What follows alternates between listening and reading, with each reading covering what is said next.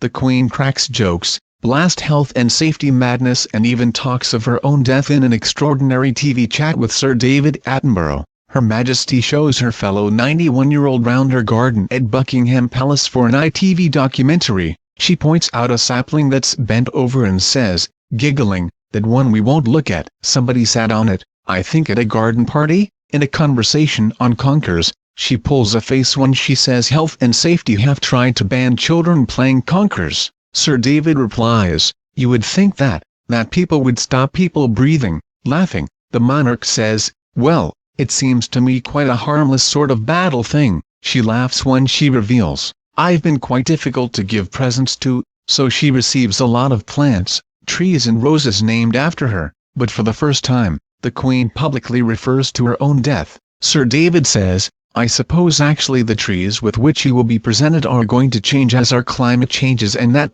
there will be all kinds of different trees growing here in another 50 years maybe." "It might easily be, yes," the Queen replies, and then pauses, looking slightly wistful, before stating very matter-of-factly, "I won't be here though." Hearing a helicopter overhead, drowning out their chat, she says dryly, "Sounds like President Trump or President Obama." Her Majesty also reveals she has planted oak trees in her garden for each of her 4 children, Charles, Andrew and Edward. In one funny and endearing scene, Sir David gets confused over which tree is for Andrew and which is for Edward. He later revealed he could not find his glasses, and the Queen ticks him off for getting the wrong tree. But there's a sticky moment when the Queen proudly points out a sundial, and Sir David says it has been planted in the shade. The Queen turns to her head gardener and chuckles, "Had we thought of that it was planted in the shade, it wasn't in the shade originally, I'm sure, but maybe we could move it." The sundial was moved.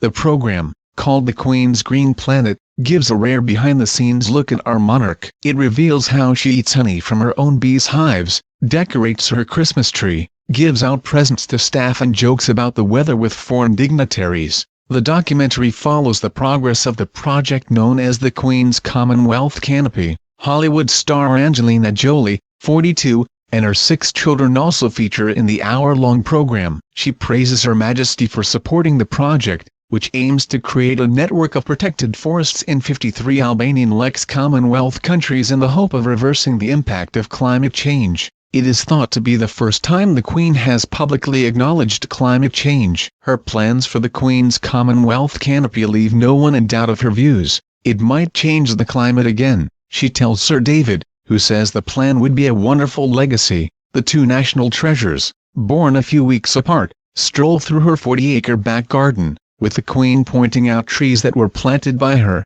and complaining about crow's nests. Looking at 2 London plane trees, planted by Queen Victoria and Albert, near her bedroom, she says, "We get crow's nests up here, we have to get people to remove them." Pulling a face, she adds, "It's not nice to have them outside your window." The Duke and Duchess of Cambridge also feature promoting the Queen's Commonwealth Canopy project. Prince William, wife Kate and Prince Harry are also seen promoting the Queen's Commonwealth Canopy project. On his Caribbean tour in 2016, Harry, 32, gives a speech in St. Lucia. Laughing, he says, "It's what our family do, we travel the world, planting trees. I think I'm closing in on my half-century of trees planted, but I reckon the Queen is in the thousands." The film also reveals the monarch gets her grandchildren and great-children to decorate her Christmas tree. As she is filmed last December at Windsor Castle, handing out gifts to her staff in front of a giant tree, she reveals her great-grandchildren,